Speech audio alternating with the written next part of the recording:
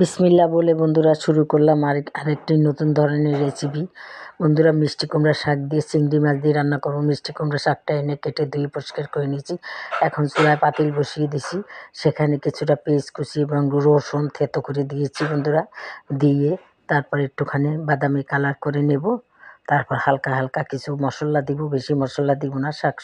শাকের ভিতরে বেশি মশলা দেওয়া ঠিক না, মজাও লাগবে না আর স্বাদ হবে না। তাই হালকা একটুখানি মশলা দেব, বেশি না। এইবার চিংড়ি মাছগুলো দেখো, দেশি চিংড়ি মাছগুলোকে কেটে পরিষ্কার করে ধুয়ে নিয়েছি, সেগুলো দিলাম। একটুখানি চিংড়ি মাছটা একটু ভেজে নেব।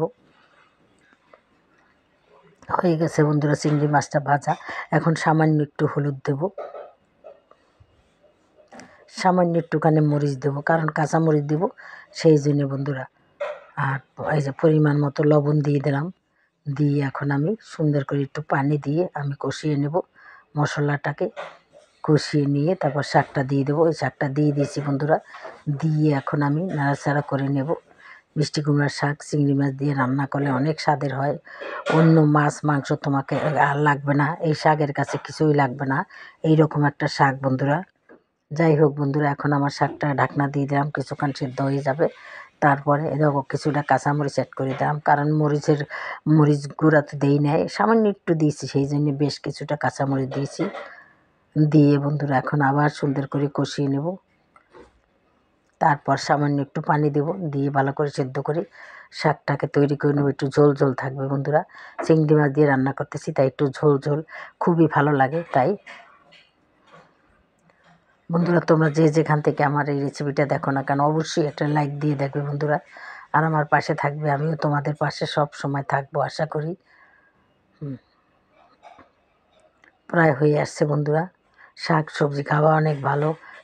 মাছ মাংসের সাথে শাক সবজি রাখা খুবই জরুরি এবং খুবই দরকার। শরীরের জন্য, স্বাস্থ্যের জন্য অনেক ভালো বন্ধুরা। লাউ শাক, মিষ্টি কুমড়ার শাক, এগুলো চিংড়ি মাছ দিয়ে অনেক ভালো লাগে। শিং মাছ দিয়ে, চিংড়ি মাছ দিয়ে, টাকি মাছ দিয়ে, যার যেমন ইচ্ছা সেভাবেই রান্না করতে পারো বন্ধুরা।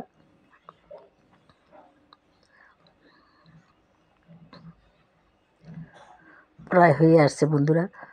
কিছুক্ষণের মধ্যে আমি তোমাদের এটা পরিবেশন করে দেখাবো। বন্ধুরা, তোমরা দেশ ও দেশের বাইরে যারা থাকো, তোমাদেরকে জানাই অনেক অনেক ধন্যবাদ। তোমরা আমাদের কত কাজের মাঝে আমাদের ভিডিওগুলো দেখো বন্ধুরা। তাই